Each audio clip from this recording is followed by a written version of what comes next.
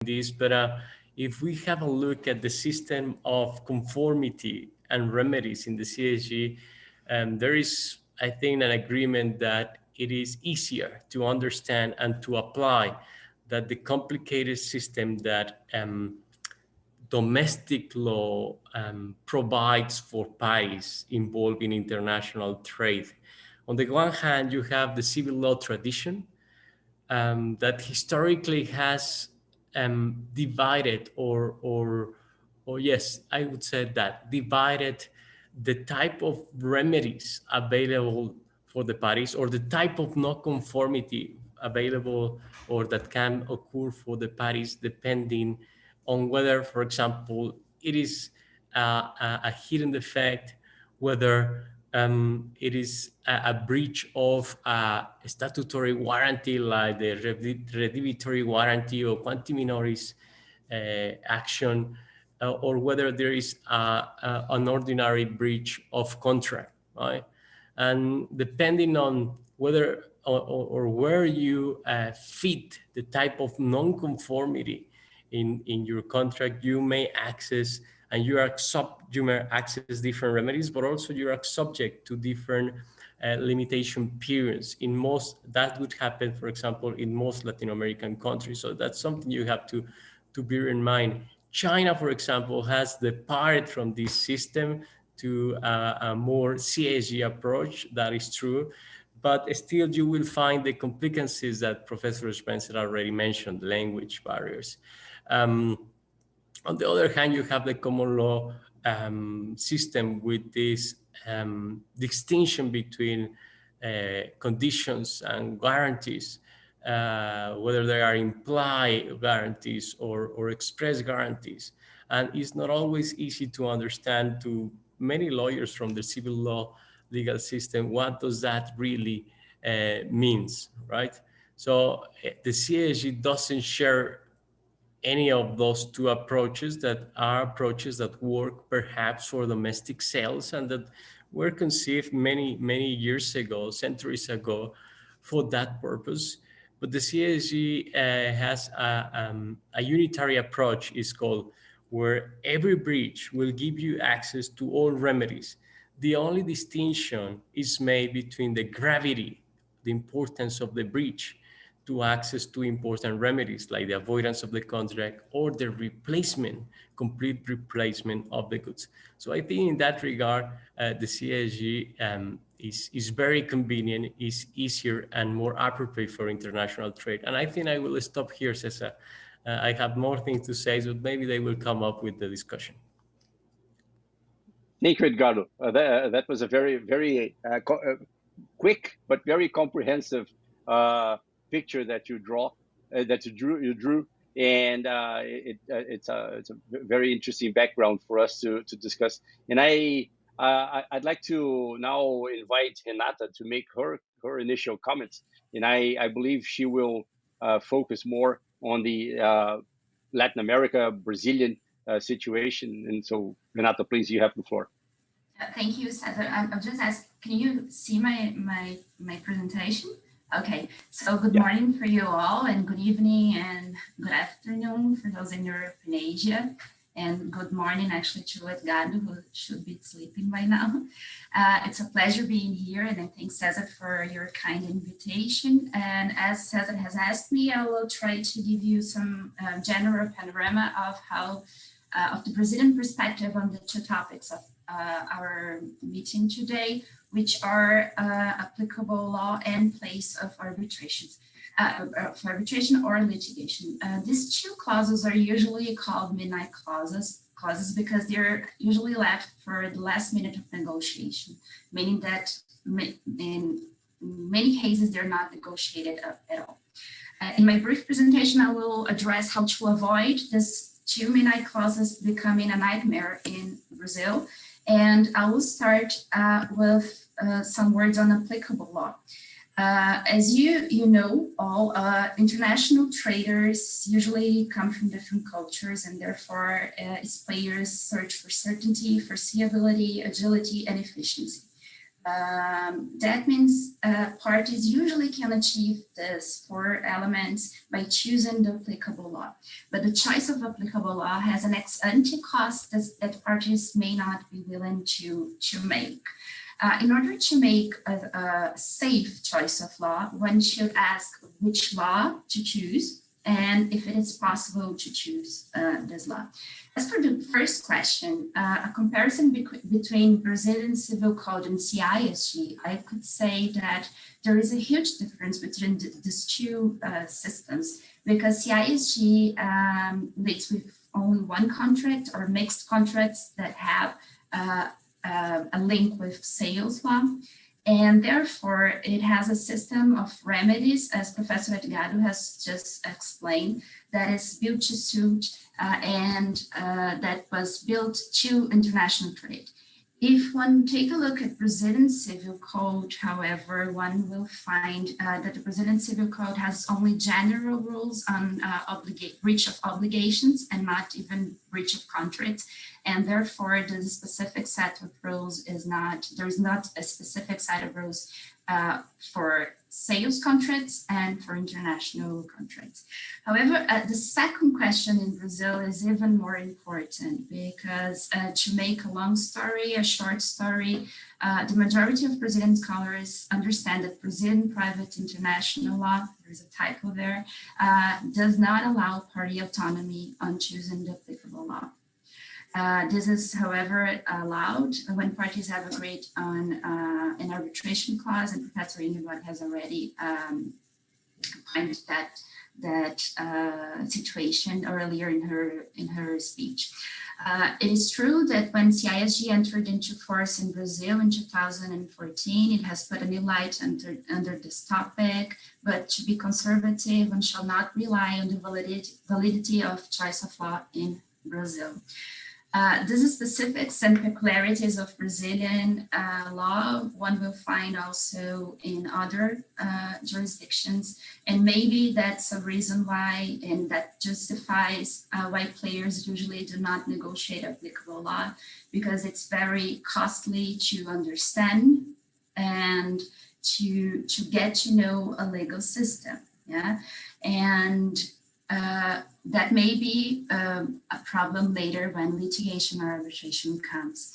And as Brazil, being in a place of arbitration and of a jurisdiction chosen by the parties, I would not enter in this discussion, since Sherling will lead us in this further, but just to point out some 3 questions that are usually made and that have to be made by players is if the jurisdiction apply foreign law, and that would be yes in Brazil. If it is an arbitration-friendly jurisdiction, I would say yes for Brazil as well. And how may one enforce international awards and interim measures? I would say Brazil is a part of the New York Convention. And as for interim measures, we are not that friendly, but yes, we also apply interim measures, but that takes sometimes a long path. But as for CISG is in Brazil, is in force in Brazil since 2014. It is not an exotic animal in Brazil, and thanks to Cisg initiatives, as well as Professor Schwenzer and Professor Edgardo, who have been in Brazil sometimes. Brazilian scholars, attorneys, arbitrators, and judges are day by day getting more familiar with the CISG, which is, of course, good news. And that is all for now. I would say obrigada in Portuguese. Thank you. Thank you, Renata. And yeah, it was a joint effort starting in the early 2010s, mostly, that led to Brazil joining the CISG in 2013 and the CISG coming into force in Brazil in the following year, 2014. Brazil, I believe, very rapidly produced, and Renata was one of the authors, Professor Schwenzer, Edgardo, they were all part of this effort to produce a lot of material in Portuguese, even about the CISG. And now that material becomes a little more important because Portugal has just joined, right? And so the scope of the Portuguese speaking CISG world has just gotten a little larger. And well, I'd like to turn now to Fabio. And Fabio, what I propose is that, if possible, you could discuss with us, in your experience in several global corporations, what is the practical reality of negotiations of applicable law? Is that something that companies think about in advance? Would you agree with that description of that being a midnight clause, something that comes later in the process? Or if you think about some of the things Edgardo mentioned about this wide range of legal systems, right? How much do you think companies think in advance about this menu of applicable laws in how they should where they should choose to have their contract governed by which law, considering this great diversity of systems, right? So can you share with us some of the realities of that type of reasoning? Yes, Cesar, thank you very much. Thank you for inviting me for this conversation, and I'm very glad to be in this very expressive group. It's not for a reason that applicable law in jurisdictions is in the bottom of any contract. It's because in the bottom of the importance of any contract. If we understand the psychology of a contract negotiation, it's not in the radar, ever. No contract negotiator, no commercial guy will ever think about applicable law and jurisdiction, because they want to think about delivery, they want to think about price, they want to think about quality, and these are the core of a contract. They think about allocation, they think about risk sometimes. Most of the time, they are not even thinking about risk, because the psychology of the contract is to be fulfilled, is never to be breached. So it's counterintuitive for someone that's leading a negotiation with someone that you believe will be your partner, that you marry for some reasons, because when you sign a contract, it's like a marriage. You're believing that the other party will fulfill its obligations. It's counterintuitive to spend much time when we're talking about what happens if it doesn't work. We don't spend that much time on discussing with your fiancé what we will do when we break up. No, we'll just break up, right? You talk about love, you talk about how you're gonna get engaged, you talk about the party, who you're gonna invite to the party, but you don't talk about who's gonna get the kids or who's gonna get the dogs. So it's the same psychology of a contract negotiation. And we are sometimes, let's see, the weak link on a contract negotiation. We are pressured by time, which has to be. We are pressured by the commercial and finance guys to close the deal, because it's much more important to close the deal than to not close the deal. Otherwise, we would not be on the table of the negotiation. And then at the end of the day, Friday, 10 p.m., we have to deal with the discussion of applicable law and jurisdiction. Sometimes, of course, we have months to negotiate certain clauses, sometimes we don't. So the first thing I would like to bring to the table is, do not expect from your other players or stakeholders they would care about this, because really is not that important.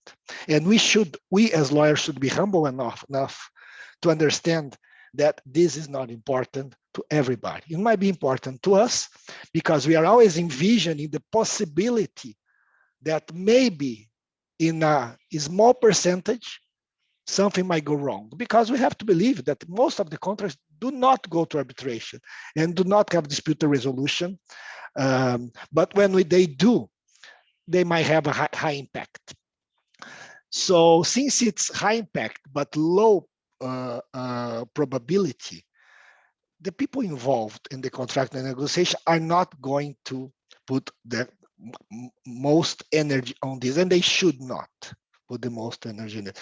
Knowing that this should be something that should be facilitated from us in a way to make not only the deal closed as fast as possible, but if happens, when it happens, is not so traumatic. We always will be traumatic because it's a breakup, right? It's something that no one wants to happen, but not as traumatic as is sometimes can be. So the choice of, I had some experiences, very interesting experience in the choice of law. When I was working at Embraer, we had supply agreements with many countries, and we used to use, and it's very traditional aerospace business, to use New York law. New York law is the choice of law for 90% of the contracts on the airspace, especially, and the jurisdiction would be the Southern District of New York, which is very specialized on dispute resolutions for the airspace industry. But then we decide to make a joint venture in China. And in this joint venture, we had to make a three-party agreement with all the suppliers, because we were going to build a new aircraft in China. And to build this new aircraft in China, we need to have a joint venture in China. So there are two parties, we and the Chinese party, plus the supplier that are spread all over the world.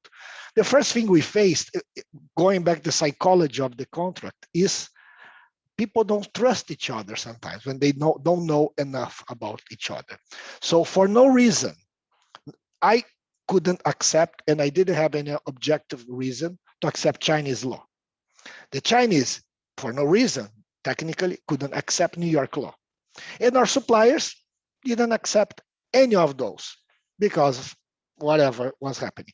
And for exclusion, we accepted Swiss law. So why did we choose Swiss law? Maybe because we didn't know Swiss law. Maybe because we're not Swiss. And that was the amount of research I did to choose Swiss law.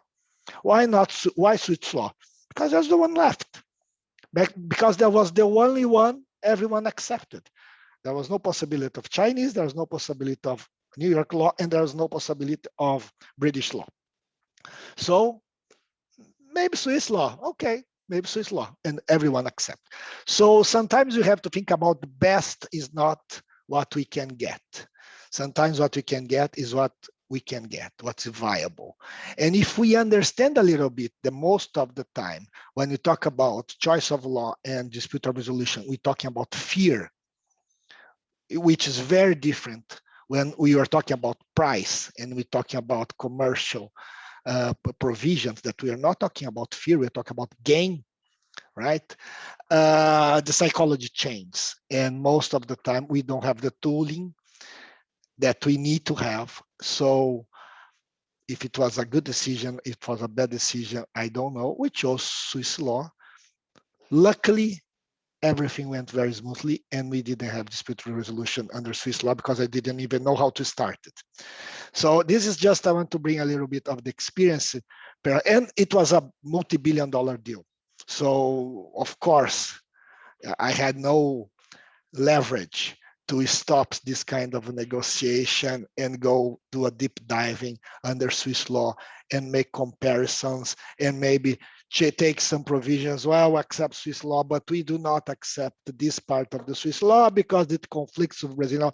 I don't even know if there are major conflicts between Swiss law and Brazilian law. And if they would arise, I had no idea how to deal with those conflicts. However, that's perhaps what happens. I don't know if this experience happens to other people, but it happened to us. And I would guess it happens a lot all over the world. So perhaps the choice of law is sometimes intuitive, is sometimes Luck is sometimes we get what we can get, or sometimes it's just a top down from the most power to, and this is what happens most of the time, is from those who have the upper hand of the negotiation impose the applicable law, and that's the reality in 90% of the cases. So would be a, let's say, a very nice world where we can sit and go deep diving in 100 jurisdictions and 100 laws and understand what's best for that specific deal. But that's very unrealistic, especially when we are pressured over time and in companies that need for some financial, are dependent in that moment to close the deal for whatever reasons they have. So that's just let's say the little bit difference approach that would bring to the table. Let's say the optimum would do a, let's say, a more smart and complete job that we actually do when we go to sit and discuss this kind of clauses. Thank you, Cesar. Thank you, everyone. Then I will come back later to give my comments. Thank you, Fabio. This is extremely interesting. And before I turn to Diana, I was just going to mention that I have seen in some cases situations that are similar to what you described, in which parties come to something like a deadlock, and they finally decide that they're not going to choose any applicable law. They will just leave it to luck and find out later what the applicable law was. And so I'd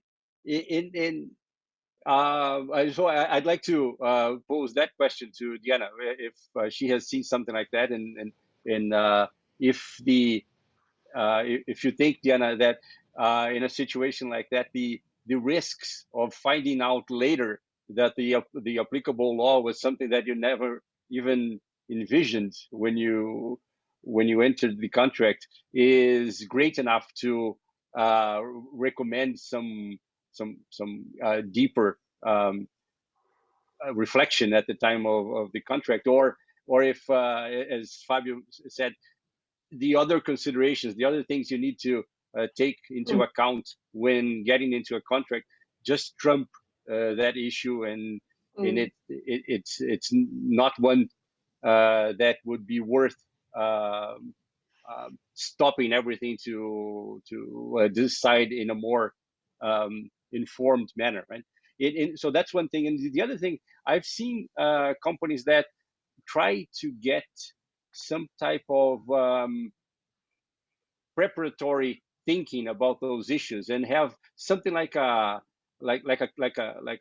menu of laws that they know, even if they don't know in depth, they know pretty much, and they think they, as Fabio said, okay, for air and space deals, New York law. Okay, so that's the industry practice. That's easier in a way, right? But you may have a collection of possible laws that may make the other side happier if you accept, and you may come to the conclusion that they are not really that bad. And how do you see those things? Do you think that happens? That's just wishful thinking? Yeah. Hey, thanks, Cesar, and thank you, everyone. I think there's been great comments and a lot of smiles in my face as well while I've been listening to everyone. Yeah, Cesar, I have to admit, I guess I have this menu of governing laws in my head, at least not on the table necessarily, but yes. And I have had, most of my experience, they come from working for groups with European ownership or so. So, of course, from that perspective, maybe I have more of options on my menu, because often I feel more comfortable with European laws than outside of Europe laws, right? So, of course, then I would think, the most top 5, top 4, which I feel most comfortable. Then I have the area of the laws within Europe that I don't feel that comfortable. I know some of the problem areas there, but maybe I could accept that, and so forth. And then maybe few which I really try to avoid, even within Europe. But yeah, but it would be still maybe better for me than going forward with a non-European governing law. But if I think in general, I think there were good comments. I mean, I would feel uncomfortable, I guess, of choosing a jurisdiction that I don't have any knowledge, right? But I guess Swiss, we always have some sort of a knowledge out of it in the legal world, so it's not a total kind of a surprise as with some other potential legislation. So maybe that's often the reason why it's kind of a compromise as well offered. But I think I kind of agree with Ingeborg that we kind of, when I'm thinking of the governing law, I try to take still rather flexible approach and practical. I mean, major thing is really, of course, that you're not kind of building up a setup that will not work in practice.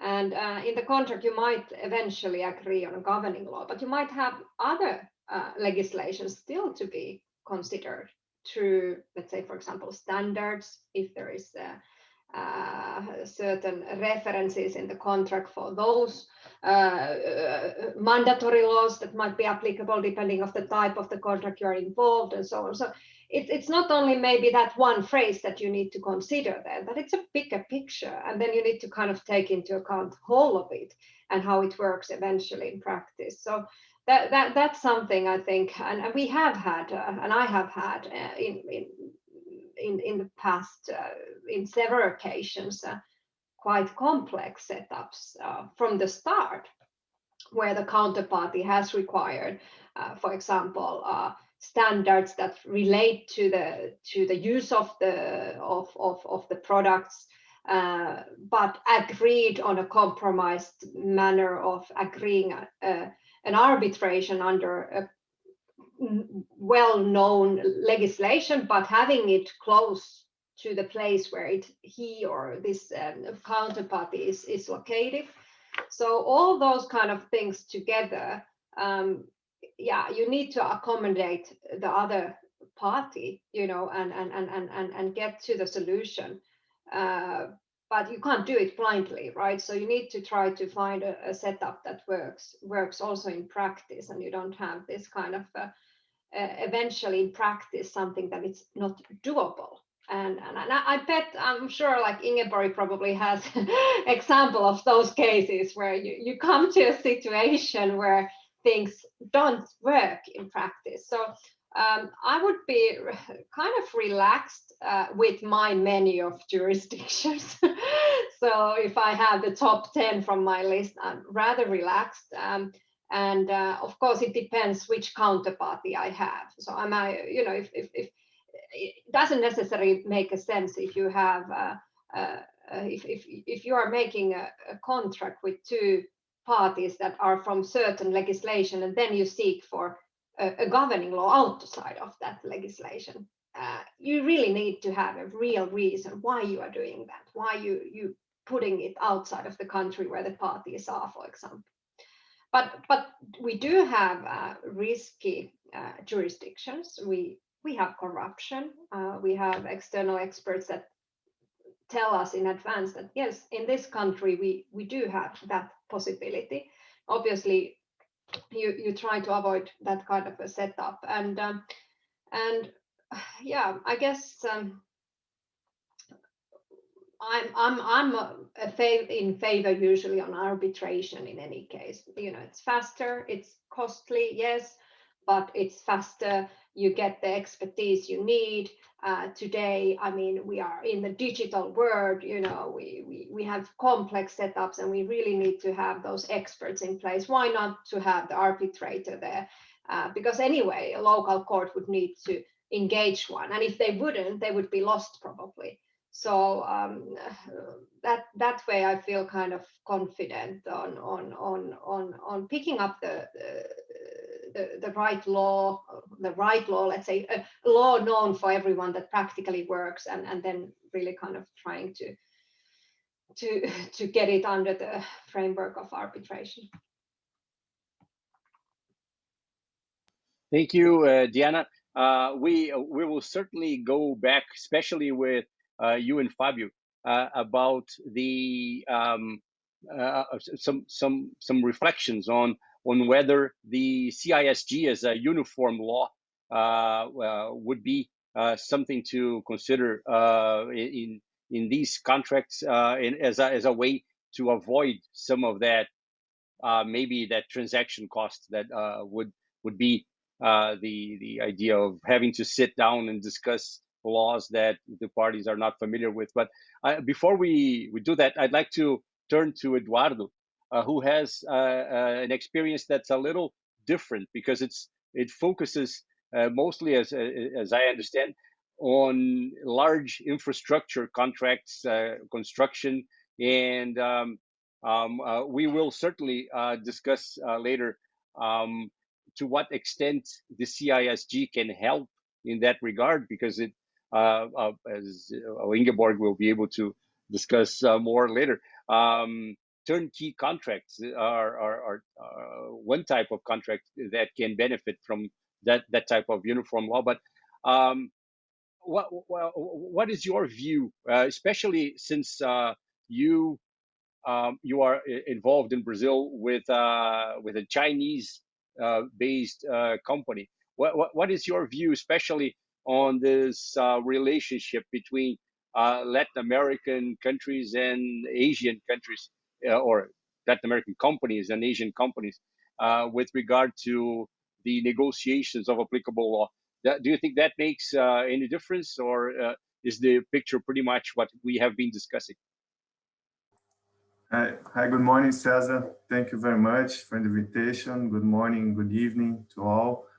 Well, first of all, I'd like to say that I totally agree with Renata and Fabio when they said that it's about the midnight clauses and the last thing that you normally, when you're negotiating a contract, you don't discuss that, but I agree that it's totally important to have this very clear for the parties in a contract.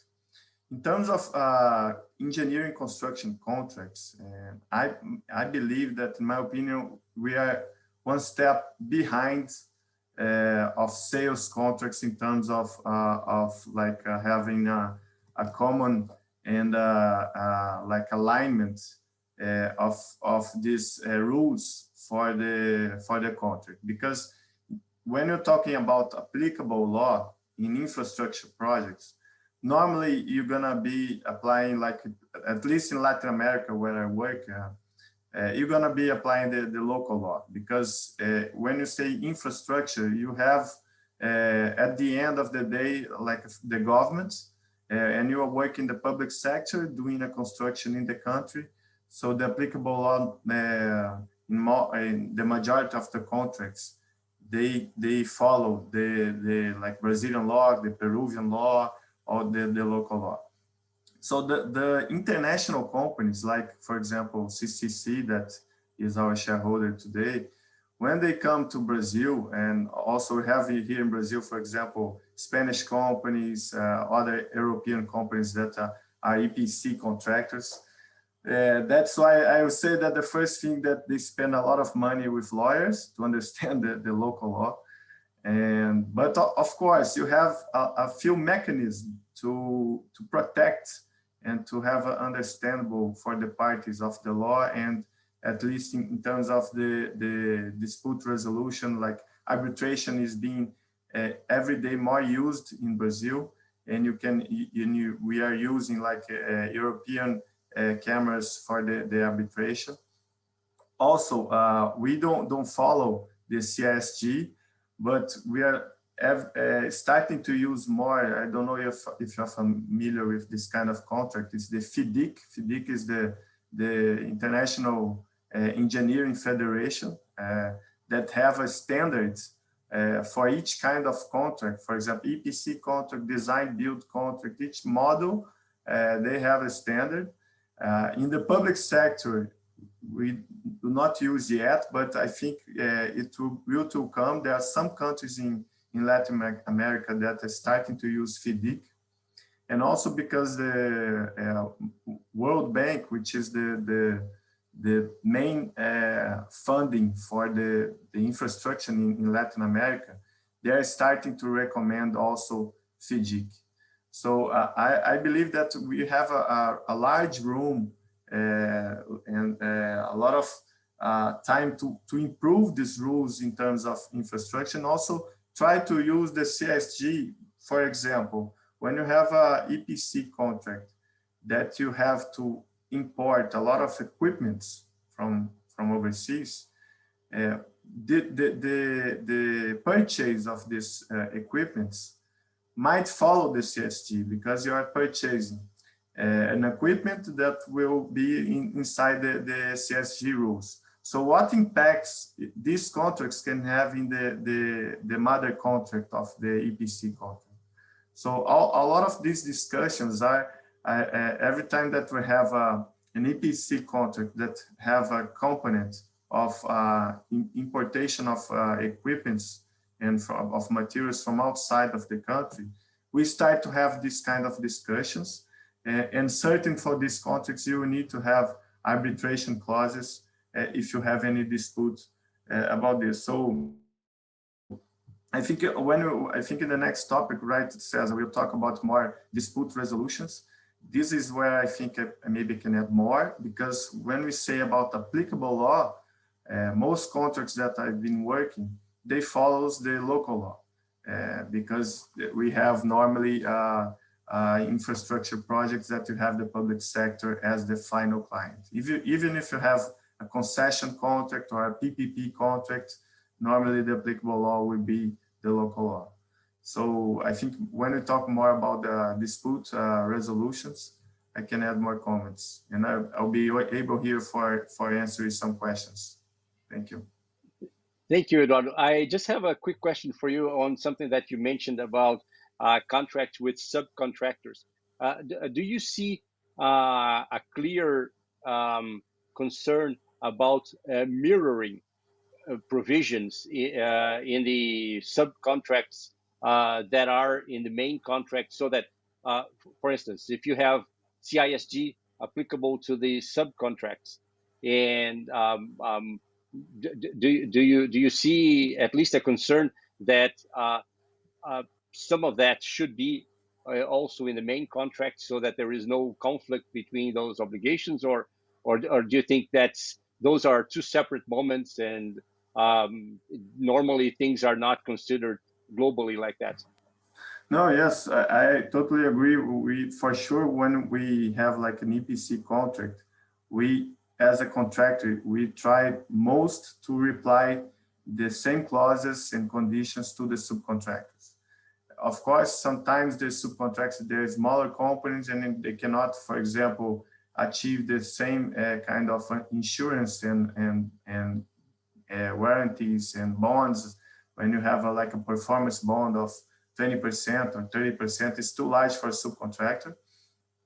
But normally the subcontractors, they are in a weaker position unless when they have a technology or a product that you don't have a lot of competitors. So for example, we are doing some gas pipeline contracts, and sometimes you have some technology methodology that are not used in Brazil, and you need to hire an international subcontractor, and they will ask for some conditions that in the negotiation you need to agree with some of that.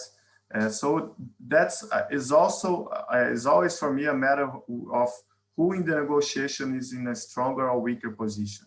When you are subcontracting something that you have a lot of competition, I will ask to put the subcontractor the same conditions that I want, and they will accept because they have other compact. One will accept, and that's what happened. But when you are buying something that is only one or two suppliers, they will have more efforts in this to put their conditions. So I think that is what happens normally. Thank you, Eduardo.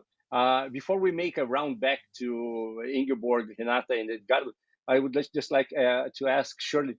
Shirley, would you like to make any comments on this issue of applicable law before we go back to them? I was going to save comments for applicable law in correlation to the arbitration agreement, because we all know that's quite a fun, happy topic as well. Okay. But we can tie that with dispute resolution, and I'm happy to hand it back to Ingeborg and Edgardo. Right. Thank you. Ingeborg, Renata, and Edgardo, given some of these experiences that Diana, Fabio, and Eduardo shared with us, well, I'd like to go back to you now and hear you about how do you see those things, and how do you see what do you think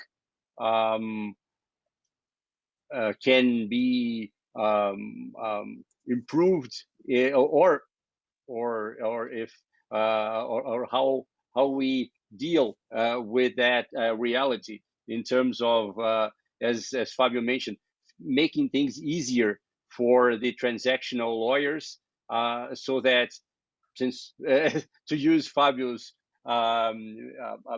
metaphor, we are all kind of divorce lawyers here, right? And so we see things when they go wrong, not necessarily when they go smoothly as they usually do and they should.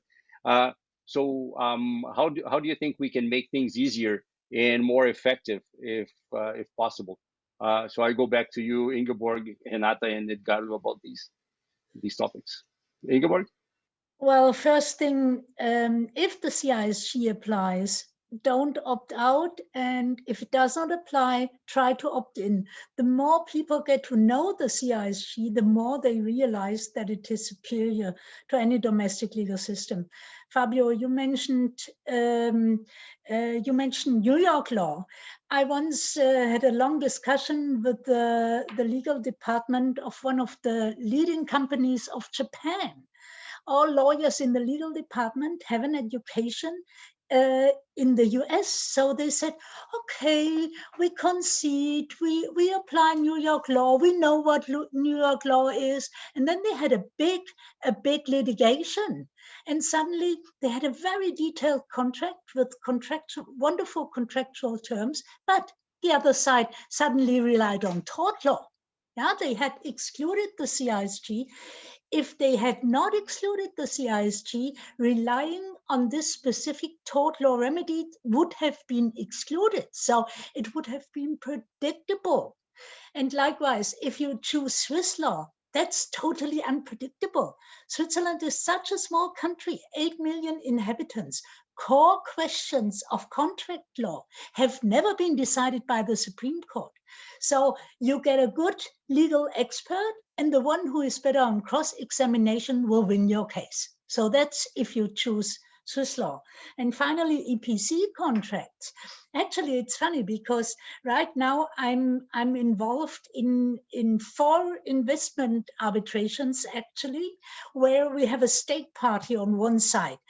And in all these contracts, we have the local law as the governing law of the contract. One, for example, is a power plant in South America. And the law of the country has been chosen, and the state relies, this is our domestic law. No, it is the CISG. Yeah. And why? First of all, EPC contracts do not fall outside the CISG turnkey contracts, because goods to be manufactured are well governed by the CISG. And an EPC or turnkey contract has to be judged by Article 3, Para 2. That means only and only if the services part forms the preponderant part of the contract in relation to the delivery obligation or the manufacturing obligation, then it's outside of the CISG. But whenever the services part is not the preponderant part, it is the CISG that applies. Even if you've chosen Peruvian law or Chilean law, whatever, it's the CISG.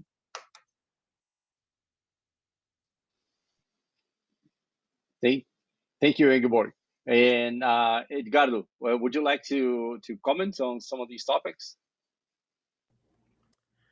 Thank you, Cesar. Yeah, I think there is already an advantage in the position taken by most general counsel on simply choosing the law of a country without excluding the CISG, because in many situations the CISG will in any case apply. Maybe they ignore that, but please, it's good that they do not opt that out of the CISG. For me, what caught my attention was what Diana Maher said. It's true that today international sales have become very complex because the different private or public standards that may affect the use of the goods, and we see that in some scenarios it is even a bigger concern to see which public standards may affect the resale or use, or even private standards in supply chains, right? Ingvar and I just wrote an article on that respect, on sustainability in global supply chains. And we realize that it's very important to bear in mind those standards. And I think the CISG is a good instrument in that regard, because the CISG in Article 35.2, A and B, allows the parties to call, for example, in 2B, call the attention of the seller with regard to the particular purpose that the goods will have in a particular scenario, right? Climate conditions, or simply the use of them in a specific country. And by letting the seller know a particular purpose, many of these standards will become part of the contract, will become applicable to the contract. And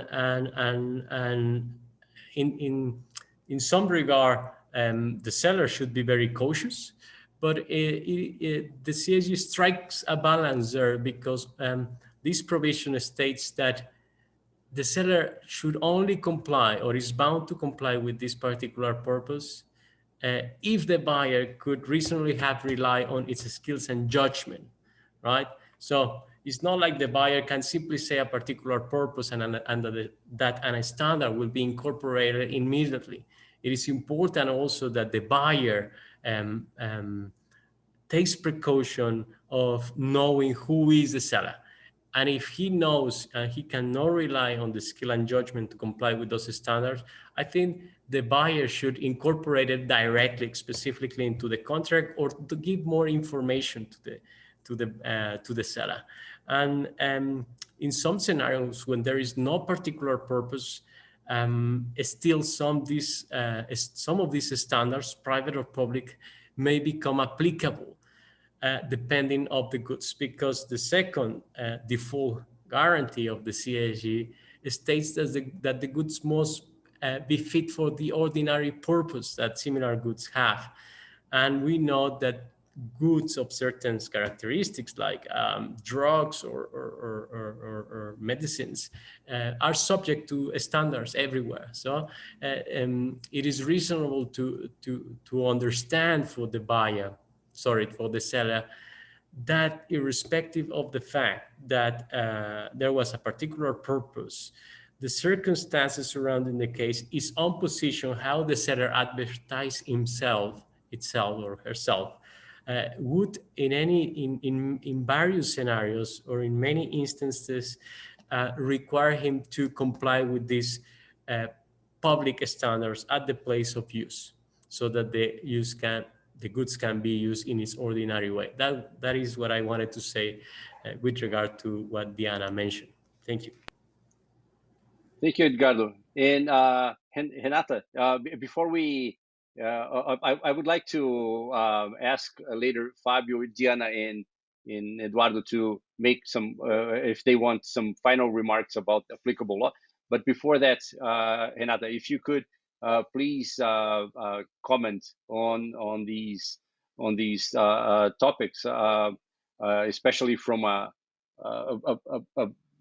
Brazilian law point of view, but also from I think one common concern, if I understood it correctly, is that if you are able to choose some applicable law, you would choose a law that would uphold the contract, uphold what the parties intended, rather than bring surprises like what Ingeborg mentioned about the use of tort law or things that you hadn't really imagined when you entered the contract. So if you could please also address that, address this issue from that point of view. Specifically, do you think the CISG would give that type of certainty and predictability, and is that a way to maybe avoid these surprises, these undesirable surprises? Thank you, Cesar. Also thank Diana and Eduardo and Fabio for their comments. And I'll address your question, but before I'll just, if Fabio allow me, you said about marriage, yeah. So modern marriage, maybe people are discussing prior to getting married some topics on how things go if they get a divorce, or if they have kids, or even if they have a dog. I think the main question here is if you really are going into a marriage or you're going just for a date. If you're going just for a date, it's a spot contract, maybe that's not really relevant to go or to spend your time and your money, therefore, on those clauses, yeah. But if you're going on a long-term relationship, maybe that's a good thing to do, because even as a scholar, I'd love to discuss these topics, but getting your point of view as a practitioner, I would say that's really a nightmare to bifurcate the proceedings in order to first get to know which is the applicable law for a relationship that you already have and that you already complied with and that you already rely on. So that said, and about certainty and surprises, that's the question that Cesar just asked me. It is impossible, I would say really impossible. It's an impossible task to know a legal system if you're not part of this legal system. And as a Brazilian lawyer, I would say it's almost impossible to know Brazilian law. I know a part of civil law. I don't know Brazilian public law. And if you ask me about Brazilian labor law, I have no idea how that works. And even though we may have in Brazil a civil code, one reads the civil code and then one thinks, okay, that's the rule. And then we have courts that apply this rule differently. We have scholars that that make different interpretations of this specific rule. And that's not just a Brazilian issue. That's actually a problem with all legal systems. It's like an Italian scholar, Rodolfo Sacco, he says that in order to understand a comparative law, one must understand, he says in Italian, formantes, which I could translate as like the elements that form a legal order. And that's very, very hard to do. So relying on CISG does not, of course, eliminate these risks, but it really minimizes any risks of surprises, because CISG was built to international players and was built, and I'm going to use an expression that Professor Schwenzer uses in one of her texts. It's a happy fusion of civil and common law systems, and it's been applicable since the 80s. And it's Portugal has just joined the CISG family, so the family has increased and not decreased, and that means that if players in international trade, not only in international trade, are going for certainty and profits, and they are still using CISG, and they're using CISG for not only sales contracts, but all EPC contracts, turnkey contracts, and other contracts that have a link to sales. That means that the surprises in this field by applying CISG would be really, the risk would be less than choosing a domestic law, which you would not know entirely. Thank you. Thank you, Renata. Fabio, Diana, and Eduardo, any final remarks about applicable law before we move to dispute resolution? Just a small comment, regarding what Inga and everyone else talk about. In the healthcare sector, we live upon protocols, right? The doctor, when they have some medicine, it's in respect to a protocol. When we have some pharmaceutical product, we know exactly the protocol, how many doses, and for what kind of pathology needs to be applied. So in respect to what kind of law we choose, if we have protocols like ICSG brings to us and brings this predictability, it helps the sector in a long term, in a long run, because everyone will be acting in a very similar way and expecting the similar outcome. Of course, the choice of law, it's important, but sometimes we don't have the luxury of having much time. So we need to be prepared in advance. We need to understand who is that supplier before we sit on the table, and to understand what kind of product he's selling and the amount of risk that such deal involves. At the end of the day, it's a risk allocation decision, right? At the end of the day, there's a lot of risk allocation decisions that we're going to have to take in the negotiations. And this is one of the major issues. And we're going to have to give some to gain some. So if you give some on a scenario where you have what's being said, predictability, no matter what law you choose, if there's an insert protocol in that law, like ICSG, that brings some predictability, it makes much more comfortable to live. If I remember, like long time ago, the revolution that Incoterms brought to international deals, we just put Incoterms there and it's done. You know who's going to pay for the freight, and you know who's going to be responsible for the delivery, and should be delivered at the harbor, should be delivered at the door, or should get your good from the supplier's facility. So it was a protocol. No matter what kind of law you choose, you put Incoterms. And if the whatever applicable law accept the Incoterms as a term, or the judge will read the Incoterms, because the Incoterms are so easy to read, they're going to say, well, that's the provision written by the parts within the contract. Even if the law does not have any reference to the Incoterms, it's like if we have wrote that provision. So as long as we become more protocolized, I think we be more peaceful on the dispute resolutions. We might avoid dispute resolutions, or when we go to dispute resolutions, they're going to be much easier to be handled, because there are certain, let's say, we beginning from certain level of knowledge that it's not only one person or one two parties or three parties or four parties are negotiating, and they're only them know the expectations. The parts that are being brought to the discussions will have certain basic level of the knowledge of the expectations that we're supposed to have, because we are using Incoterms, because we are using ICSGs, or because we are using certain standardized provisions.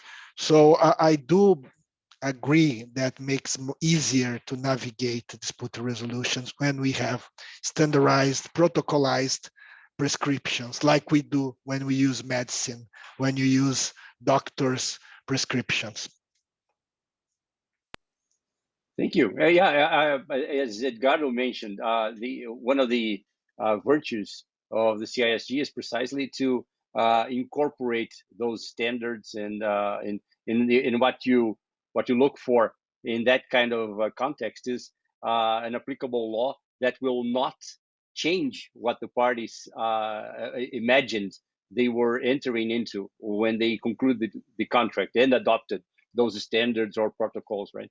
And, Diana, would you like to make some final comments before we move on? Yeah, I think, yeah, very, very good comments. And I think the Incoterm is an interesting example on how things can get known to the world and used to the extent that Incoterm actually has successfully achieved. So that's true. Yeah, I think maybe just, yeah, obviously, I think one point maybe we haven't discussed, I don't know if we have time here, is a little bit related to CISG and let's say the case law in relation and its future. And then I think from my side, maybe still to the applicable law, I think it's a matter that we need to kind of remember also to take it into account quite early stage of the negotiations, because you can't have the full package done and then suddenly realize that the choice you have then at the end agreed doesn't really work from good faith perspective or force majeure perspective or any kind of perspective of important clauses, depending of the jurisdiction. And I think us as let's say professionals within the legal field and involved with international business, we have a little bit of a heavy burden, because you can't anymore go around without understanding at least some parts of each of the jurisdiction that might become the governing law for your contract. You need to have a little bit of a feeling at least of the main risk areas, and that's a difficult task, for one person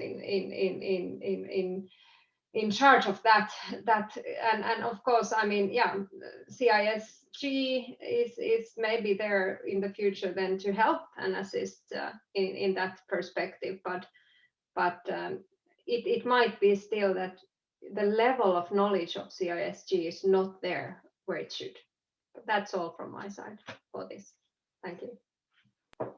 Thank you, Jenna. And I will turn to Eduardo now, but before we go to Sherlyn, I would like Ingeborg, if you could just quickly after Eduardo makes his comments, comment on what Diana said about the case law on the CISG and how that helps or doesn't the predictability of how the CISG should be applied. And, Eduardo, your final comments on applicable law? I have only one comment regarding what Ingeborg said about when you have an EPC contract, that's most part of the contract have an equipment, a manufacturer equipment that will apply to CSG. I agree with that, and because normally the equipment provider will have these clauses of CSG to have the CSG rules. But the problem is normally the final client, which sometimes is the state, don't want to have, don't want because he doesn't know, like Diana said, they don't know what are the rules, so they are afraid to put some rules that they don't know, and then because they are the public sector, they have more strength. But the good news is that now, for example, in Brazil, we are under discussion the new bidding law, the new public bidding law. It's not only public bidding law, but also public contracts. And in this new law, they have a new article that when you have like a construction company, that you have some kind of equipment or technology that is different, they are able to have like a provision to have a competitive dialogue before the bidding. And this competitive dialogue, the suppliers, they can propose some rules and some rules. So I think that can have a good place in Brazil to start to have this convincement. And I think this will be really good for the local market, for example, to start to have more this knowledge about CSG and other applications. So maybe this can be good opportunity here in Brazil. Thank you.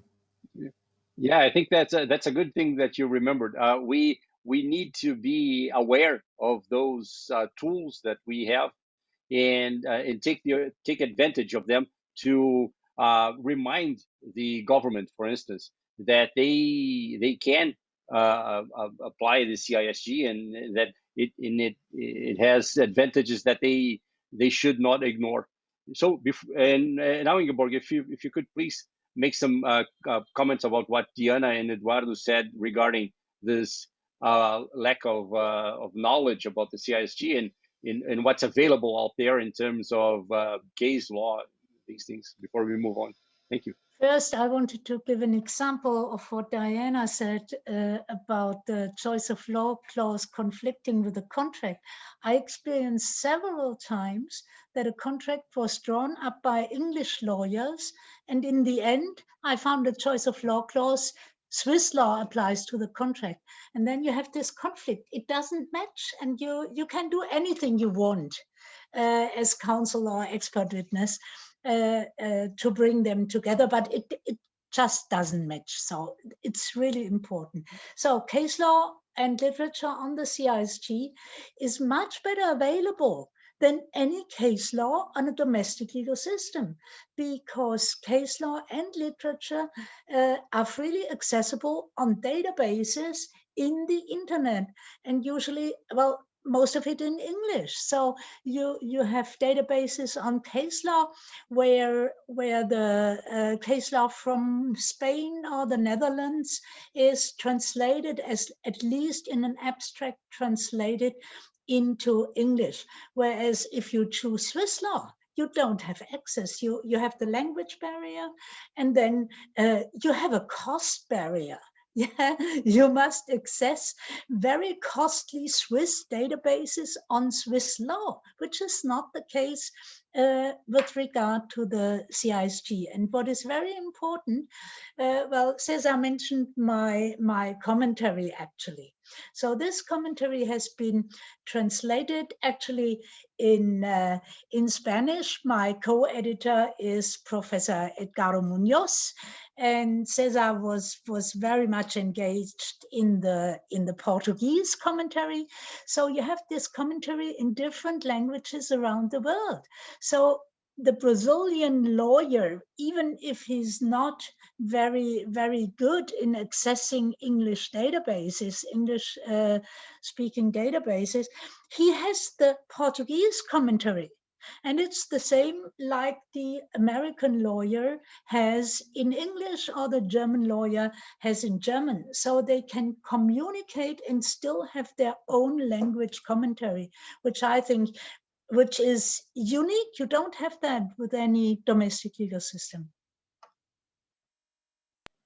Okay, well, thank you. This has been a very interesting discussion about applicable law, and we will turn now to our second issue, and Sherlyn will lead us on that, and that is the negotiation of dispute resolution provisions, place of dispute resolution, forms of dispute resolution.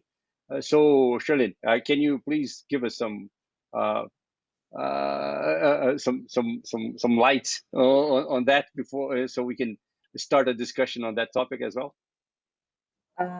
Yes, I think I'm going to be very, very brief on my introduction or background, given the time and also the fact that I think the discussion part is going to be much more interesting because we're going to get actual experiences and real life situations, because I can keep harping on certain things, but everyone can read articles and understand hopefully certain positions, and then it would also be less organization for me. But what I had said earlier, with respect to governing law, one thing that I did want to kind of reach it into arbitration in particular is that in recent times, the arbitration world seems to be quite enthralled with the topic of governing law, particularly with the arbitration agreement. And this is in light of the recent UK Supreme Court decision in Inca v. Chubbs. It's it's quite an interesting topic, I think, for me as a practitioner, but also from the time when I was an in-house counsel, because this is just personal, so I could be wrong, but when I was an in-house counsel, I experienced my colleagues not really understanding the concept of why it's important to choose a particular governing law, not only for the contract itself, but why would we also need one for an arbitration agreement? Everyone knows, and it's been mentioned many times, this governing law and the arbitration clause is always the midnight clause or the champagne clause. And it's something that we as practitioners try to avoid by educating. And I'm glad that we're having this session here today, because the governing law is not only important for the contract itself, but it is important for an arbitration agreement, because it will determine certain aspects of how that arbitration agreement should be interpreted. Now, stretching it out to a place of arbitration, why is the place of arbitration important? Oftentimes you see a lot of confusion, because as we know, arbitration is one of the private dispute resolution mechanisms that parties choose because, number one, they want neutrality. But at the same time, there isn't really a clear understanding of the difference between what is a place of arbitration and what is a venue. So for example, coming from an American background, we've got a venue for where we can actually hold litigations or where we can commence a litigation. So when you oftentimes see Americans commence arbitration, they do kind of mix what is a venue and what is a place of arbitration. Now, international arbitration, places of arbitration basically is the legal framework of the arbitration procedure. And it has quite an impact on how a dispute can be resolved when the parties have chosen to resolve the dispute by arbitration. But then when the parties don't really take into consideration the legal impacts of the place of arbitration, that's where you actually see a lot of issues arise. And one of the main reasons why we choose arbitration to resolve disputes, in addition to neutrality, is the fact that we actually want to resolve the substance of the dispute. But because of the lack of understanding on the importance of the seat of arbitration, you oftentimes see parties embroiled in millions of dollars of legal fees just deciding on certain procedural aspects. So why is the place of arbitration so important? It's because, as I said earlier, it's the legal framework, but what do we mean by legal framework? One, the place of arbitration is important because it also determines how involved a legal system in that particular place of arbitration will get involved with the proceedings. You want to choose a place of arbitration that is very arbitration friendly so that you don't have the courts unexpectedly or getting too nosy into your arbitration proceeding, not allowing the neutrality of the arbitral tribunal to carry forward. But at the same time, as we know, the power of arbitral tribunals are somewhat limited to what the parties have agreed upon and only can apply within the scope of that arbitration. So parties who choose to do arbitrations also need to rely on the legal systems to kind of support the arbitration proceedings itself. For example, with interim measures or discovery orders, orders for witnesses to appear, things along those lines. And oftentimes parties will choose a place of arbitration not knowing that this legal aspect itself is important. The place of arbitration is also extremely important for your ultimate final award, because that's going to determine the options of how a party can try to set aside an award or enforce an award. So again, you want to go look for a place of arbitration that is extremely friendly rather than a not so friendly place of arbitration. Now, before we kick off into the discussions, what I do kind of want to do, because we are here on behalf of the This East competition, which is based in Hong Kong. Also, I understand about a month or so ago, the Financial Times published an article that said that a number of companies are now deciding to write out or deciding whether or not to write out Hong Kong from their legal contracts. And I am here kind of tooting the horn on behalf of Hong Kong to say, we really do need to take a look and separate the politics from the importance of a place of arbitration or a place where you resolve your commercial disputes in the litigation in the courts.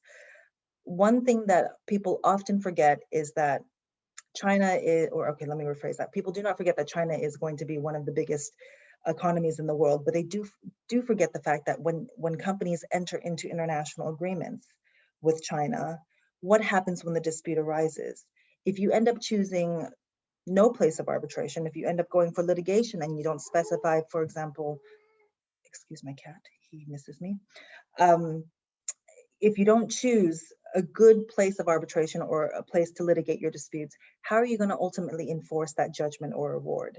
The benefit of Hong Kong for a place of arbitration is that Hong Kong is the only jurisdiction worldwide that has a number of mutual arrangements with the PRC. So that basically means if you have an arbitration, international arbitration that is seated in Hong Kong, you have a number of benefits. For example, one, you can go straight to the PRC courts and apply for interim measures. And rather than the court taking a look at this application from square one, because you're in an arbitration seated in Hong Kong, they generally will just submit that application, process it through, and you will be able to get your interim measures with very little difficulty. At the same time, the PRC courts also recognize Hong Kong International Arbitration Awards as if it was, in essence, like a domestic award. So once you actually get that award where you win, you can take that award and go into China where the assets are from the Chinese companies and enforce with much more ease than you will be able to do if it's an award from an arbitral tribunal seated outside of Hong Kong. Also, the courts in Hong Kong are considered Chinese courts, but Hong Kong is also the only jurisdiction within China that has a common law jurisdiction frame or legal framework, and one that's recognized internationally. From experience, we, again, separating the politics from the actual court system or commercial courts, we have seen that the courts have remained independent and they have stuck by the pro-arbitration regime, and they have supported commercial disputes with companies that involve Chinese factors. So that's my 2-cent plug for Hong Kong, and also hopefully set some kind of a good framework for a discussion. Thank you, Sherlyn. I've noted here several things to ask you, but I will just get the discussion going here before I do that myself. As we had discussed, I will now ask Diana, Fabio, and Eduardo to make some comments on the issues related to dispute resolution. And starting with Diana. And I think one thing that that may be a first question to discuss is whether there is a difference between the approach companies take to the discussion of applicable law and the discussion of dispute resolution. My intuition is that even in practice, we do spend more time in talking about dispute resolution. It's something that companies think about a venue or what institution to choose, maybe because of something Fabio mentioned, that this is the section of a negotiation that it may have to do more with fear than with the main purpose of building something through a contract. And so do you think, Diana, and all of you, that companies do spend more time and reflect, think more about dispute resolution than they do about the applicable law? Okay, good question. Maybe, maybe hand in hand. I mean, dispute is a bad news, right? But in a relationship, you have disputes. How you manage them, of course, is the question. The fact that you end up in arbitration or litigation is even worse news, right? Costly, time-consuming, resource-consuming, not from just pure money-wise, time-wise, your management, your own time, and so on. So it's really bad thing. And of course you have all these contractual wordings where you put certain principles nowadays where parties should try to find first amicable manner a settlement in case of differences, and only after that go to the arbitration.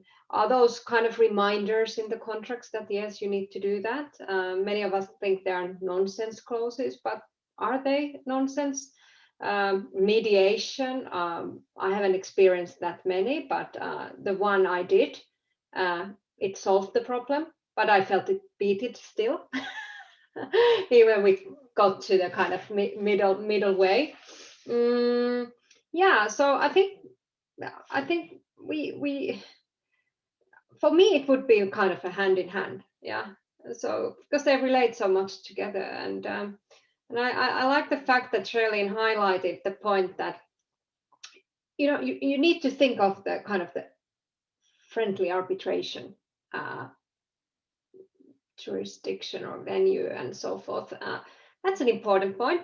We have countries that have a massive market presence today in the world, through their funds and infrastructural setups and whatever, and who haven't been at all arbitration friendly before, and they have started to be now recently. I recently changed with one contract the litigation in the courts as a venue for the dispute resolution into arbitration of the local the counterparty's local jurisdiction, and I felt that was better for us, also from the aspect of potential corruption. It was a big change, but we needed to get familiar with that. And then it comes the question what Shirley mentioned. Okay, there is arbitration. They want to promote that. They want to show to the rest of the world that yes, we are modernized. We do have now, new institutes put in place and so on. We don't want to have them having, a bad reputation. And then it's the question, right? Okay, good, but how will the local courts then, follow those? Are they as modernized as, maybe the market wants to be, the legislators wants to be, of promoting those institutes? So yeah, I think it's a interesting setup, and I think it's such a key issue that you need to kind of protect the fact, for example, that whatever you agree as a dispute resolution venue or method or whatever, you need to ensure that obviously that kind of decision would not limit somehow the proceedings over assets of one of the parties in the contract. So I think that was a very interesting to hear PRC versus Hong Kong relationship there, and to understand that a bit better. So yeah, but Cesar, I think for me, I think it's kind of you need to match them. It's what we started with, that you need to not complex the situation too much, but at the same time it has to be workable. It can't be like Ingeborg was saying, that you have a contract stating about good faith, and then at the end you agree that it's under English law. So it's like, what are we doing here, right? So yeah. Thank you. Yeah, I think one of the challenges is really how to get reliable information and not base some of those decisions on assumptions or prejudices, right? Because you do need, if you're going to make an informed decision about which jurisdiction is reliable and what courts are specialized enough to handle arbitration cases, you need to have actual information and not only these general impressions, right? And Eduardo, if you could please make some comments. I know you have a special interest in mechanisms to avoid disputes, right? And not only dispute resolution. Yes, thank you, Cesar. In my opinion, first of all, I'd like to one thing that I learned with the Chinese profile of negotiation. I've been working the last 4 years, and they said to me like once, normally here in Brazil, all Western, we believe that when we sign a contract, we are ending the negotiation. And for the Chinese, it's the opposite. When you sign the contract, you are starting the negotiation. So when you change this mentality and you start to see, like, for example, in construction contracts, there was a study, I don't remember which university that made that, analyzed like large infrastructure contracts and concluded that I think 77% of that, they have changes during the contract of the clauses and conditions. When you start like a large contract, some unpredictable things that will make you sit with your client,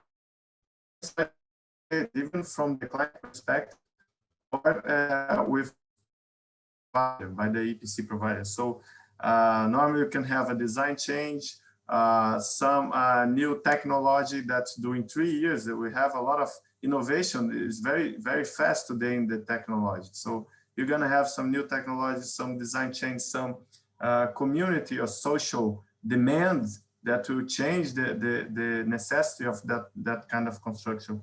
So because you have all this, we need to have in construction contracts some mechanisms of disputes faster, that you don't need to go to court or to arbitration. Because once you go to court or arbitration, what will happen with the EPC if you did not finish?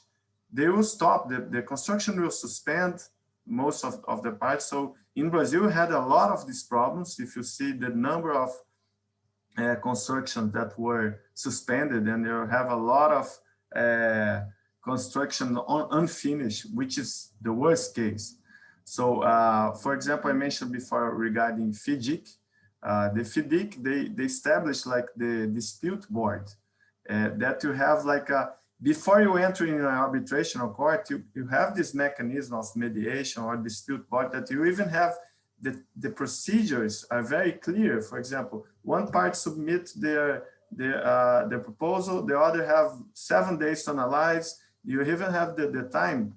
And what Shirley said is very important. Like it's most important to have the clear procedures, then the chamber, which chamber will be, and what the mechanism in terms of final resolution. So in my opinion, like it's very important, if all the contracts you can foresee some dispute mechanism or mediation before you go to court or to arbitration.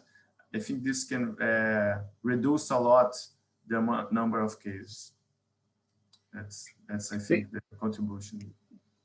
Thank you, Eduardo. And now, Fabio, how do you see these things? Do you think it's worth it to put effort into designing a dispute resolution system in a contract in a comprehensive way? A dispute resolution system that may involve, as Eduardo said, dispute boards or some type of conflict avoidance mechanisms, and in that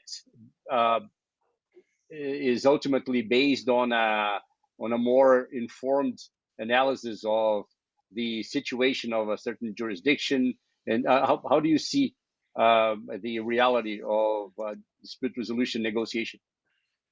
Well, just to make a brief comment about what we were talking before, applicable law is very important because we should not frame your contract without knowing the basic provisions of the applicable law that's relevant to the contract that you are generating. For example, you don't have penalties or fines in US law. And some people put provisions of penalties and fines under New York law, which are not enforceable. But you have another mechanism which are similar, which are liquidated damages that can be used as long as you have a formula that justify, instead of find out what are the damages are going to be in a very expensive, let's say, evaluation in the future, you pretty much anticipate what the damages are be, and under civil law, that would be similar to a fine or a penalty. So it's very important that when the applicable law is relevant, and you cannot have dispute resolutions, applicable law, and venue, something that are not connected and discussed as a whole. But I do agree in something that Eduardo said, and I do believe we live in a world of imperfection today.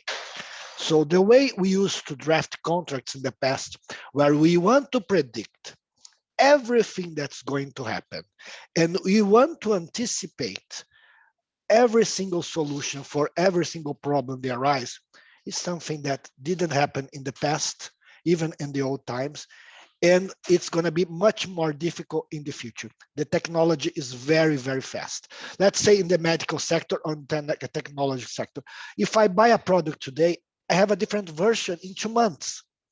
So how do I deal with this impact? So maybe what I purchased today is not good enough tomorrow, but the price is it's already negotiated. Should I just turn this contract down and start a new one? Should we try to evolve to something that Eduardo said, some internal way of something to solve what's unpredictable? And I do believe that's the right way of doing, because we live in the world of it's not complete, it's imperfect, and we are moving fast, and it's never going to be complete and imperfect. If you want to have a long-term relationship, we need to predict them unpredictable. And we are not taught about that. We always thought lawyers need to predict everything. Now, perhaps now we need to predict that we cannot predict everything and we cannot solve everything. And if you are a principle-based contract, it's much easier to solve. And if you go to a negotiation where you know what you want from the other side and the other side knows what they want from you in principle, and this is somehow addressed in the contract. And we try not to be extremely detailed, because if we are extremely detailed, we're going to miss the target, because things are going to change and we're going to be stuck on the details. So I see the way we should draft contracts now should be very, very different from what we do, because now we want to discuss what's the best case scenario or commercial. Should we write reasonable effort or commercially reasonable effort? I spend it sometimes days negotiating. Oh, in US law, no, we want commercially reasonable efforts because it's different from reasonable effort. It is different. So what? At the end of the day, the parts you litigate anyway, unless you are working in a good faith and you have the right expectations on principles. Was days and days and days negotiating commercially from reasonable effort. So it's so much money spent or something at the end on the future. It's just going to be related to our vanity, related to what we really want to impose on paper, instead of looking at the big picture. At the end of the day, the big picture is, am I helping these 2 companies or 5 companies? Because sometimes you have the bank, sometimes you have the government institution, all related to the same deal.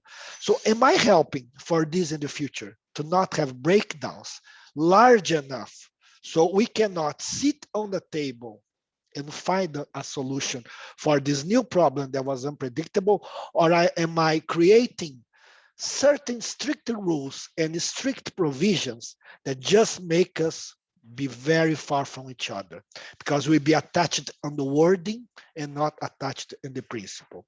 So that's how I try now to go and move forward to a contract negotiation. And going back to jurisdiction, I think we should talk about enforcement. Why talk about jurisdiction if you don't get enforcement there? You know, you're just going to have a very beautiful award and you put on the wall, but you're not going to have the ability to freeze any bank account. You're not going to have the ability to stop what they are doing. It's just going to be, oh, well, we won the case, but you don't get it. So if you win the case and you don't get it, you lost the case. And I do have something that I always say to my team: if you go to court or if you go to arbitration, you already lost it. You're just going to decide how much you are losing, because you already lost it. You only win when you don't go. So we need to build something. Of course, That's also impossible every time. But if you go to some place where you want to avoid arbitration and you want to build a contract when you want to avoid arbitration and you want to avoid dispute resolutions mechanisms, you go in a different mindset. And try to build a contract in certain ways and look for a venue and look for jurisdiction that if you have to go, at least it solves the problem. Never in a good way. It's always going to be in a bad way, but solves the problem and you can move forward because it has enforcement.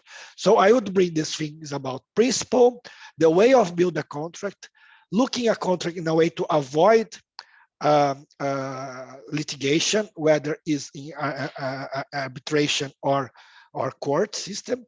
And if you do, you have enforcement.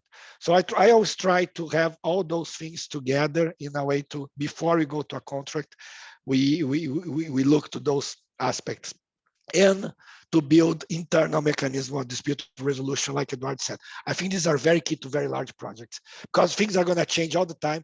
Project managers are going to be sending emails every day, 5, 6, 7 emails, and these emails are changing substantially the contract because they bring new expectations all the time, and you cannot close the eyes at the end of the day and say, well, we do have a clause that said if it's not written by the general manager of the company who has authority to change the contract is not changed. It's a lie. The contract has been changed because the parts have been performing it differently and are building something differently and are constructing something different and are promising to delivering something different. No matter what you wrote 2, 3 years ago, or sometimes 10 years ago, when you're talking about a mining company, 10, 15 years ago, no matter what you said 15 years ago, the things have changed. The promises have changed and the performance have been done based not more in the contract, but in the email, in the WhatsApp that's been sent 2 days ago. So we have also to understand that the contract is not the only framework that we live. Expectation promises that are outside of the contract, even though we try to put clauses that protect us, like the no changing of agreement should be made unless it's written by the officers. If you go to court will say BS, because you have 10 people here in your company who have performed differently from what you promised. So I'm sorry, it just don't work that way. So if we go back to principle, if you go back to good faith, it's always going to be difficult, but maybe a little easier than if we just stick to the clauses of the contract that we created in a imperfect way, under pressure, years ago, without the knowledge of what was going to happen in the future. So that's what I just want to say about, for me, it's a little bit the way of the new deal should happen, no matter if we want or if we don't want. Looks like to me the reality of the world that we're living today. Thank you, Fabio. Yeah, I think that's very important to highlight also how the procedure that the parties incorporate into the contract and how they live that contractual relationship is actually what's going to determine whether that's going to end in a dispute or to work out to the parties' benefits. We are approaching our time here. So before I turn back to Sherlyn for some final comments on the dispute resolution issue, I'd just like to ask Ingeborg and Edgardo if you have any final comments on the topics in general. Ingeborg? Well, I just wanted to, what Sherlyn said about the law applicable to the arbitration agreement, you mentioned Enka versus Chubb, the English case. There has been also a very recent German Supreme Court decision on the question of the application of the CISG. So that is the next question. Which law do we apply? And is that domestic law, or is it the CISG if we have the seat, or if the law applicable to the contract is the CISG? So that's just to supplement. Thank you, Ingeborg. Edgardo, would you like to make any final comments? I wanted to say that it's always great to listen to people like Diana, Fabio, and Eduardo, who dare to say how things work in practice, things that, for instance, professors or sometimes legal counsel in arbitration cannot say as they do. As this cocktail is also about Latin America versus Asia and contract and seat, I've been thinking on what on what Charlene said at the beginning. And it's true that some companies, especially those companies who are controlled in Latin America by companies coming from Europe perhaps, or United States, who geopolitically see China as an antagonist, may have these fears. But these are, as Charlene said, political fears that are not based on perhaps objective elements.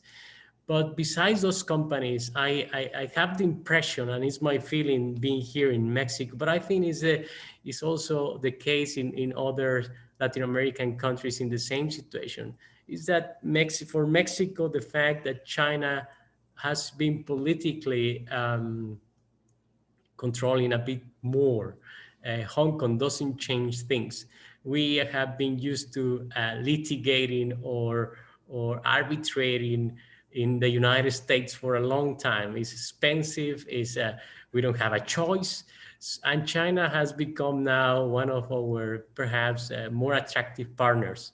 So being in Hong Kong with arbitration, for most of the lawyers who are in the community of, dealings and arbitration, it's still very good. It's still better than going to courts in China or going to arbitration in China because of the language barriers that some times we have faced Mexican companies.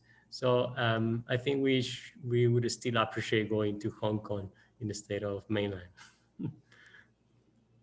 Yeah, thank you, Edgardo. Yeah, I had the chance to discuss this in a practical matter once with Shirley, and that's pretty much my impression that Hong Kong will remain as a very important venue for disputes with Chinese parties, and as it has always been.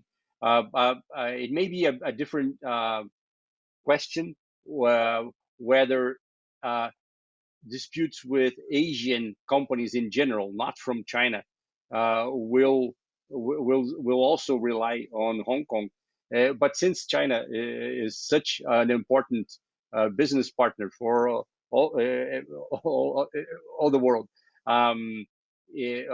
even if only PRC companies are the ones that still rely on Hong Kong, that's still going to be a huge amount of business. And so, well, I would like to end by turning back to Sherlyn for her comments on what we have been discussing in this dispute resolution section. And then, Sherlyn, if you can turn the floor back to me, I would like to make some final remarks. But please do a comment on what our friends, especially our friends Diana, Fabio, and Eduardo mentioned about the practical reality of dispute resolution negotiations, please. I think it's just going to be, it will just be a quick comment. It's really nice to see that arbitration is making its way worldwide, and not just arbitration, the various other aspects of ADR. I do have to be honest, though, I am not the biggest fan or supporter of mediation, Although I will say lately that is probably changing because of the Singapore Convention. Whilst I was in-house counsel, we had a huge international dispute where it expanded and ended up in about 25 litigations and arbitrations worldwide. And because the parties were incurring millions of dollars in legal fees, we did go to the drawing board about 2 or 3 times for mediation. And I can say all that did was result in more legal fees, because usually once you get to a certain point in a dispute, mediation probably isn't going to help. Nevertheless, mediation is a good type of this alternative dispute resolution. So it's just very good to see that all of our colleagues here today are really looking at ADR as a good option rather than immediately fighting for the courts. I do also agree that lawyers these days are being asked to spend a lot of time not only to predict the future, and if you can't do it properly, then it is all your fault because the business couldn't proceed because you weren't able to predict the future and you held up the negotiations. But I think that's what we're there for, right? We are there to spend 2 or 3 days negotiating over 1 or 2 terms. In the end, we are able to take a look back and recognize for the next round of negotiations, perhaps we can approach it differently and not spend 2 or 3 days on that one phrase, but we always come to realize that it ends up being a different phrase. But bottom line is increase and rise in ADR options is a very, very good conclusion from what I've seen from today's conversation. And from this, I turn it back to you, Cesar. Thank you, Sherlyn. Well, I think I speak for everybody that's been watching us when I say that this has been a remarkable, very rich conversation. It couldn't be well, of course, it would be personally much better, but it couldn't be any better if we had been able to meet in person. As I said in the beginning, it would have been very hard to have such busy professionals as yourselves to get together and have this conversation in any other format. So I think I'd like to thank very much Ingeborg, Edgardo, Renata, Sherlyn, Diana, Fabio, and Eduardo for taking the time to be here with us and discuss such important matters. I've certainly learned a lot today here, and I'm sure all our audience did as well. And I'd like to invite everyone, all of you speakers and everybody that's watching, also to our other virtual cocktails that will take place at the same time tomorrow, Thursday and Friday this week. If you can look up the Vis East website, and all the information will be there. This has been an enormous pleasure to be with you here this morning in Brazil, afternoon in Europe, evening in Hong Kong. And well, thank you again. And with this, I will close our discussions for today and look forward to seeing you all in person again as soon as possible. Thank you. Thank you so much. Okay. Bye-bye. Bye, everyone. Thank you. Bye-bye. Thank you. Bye-bye.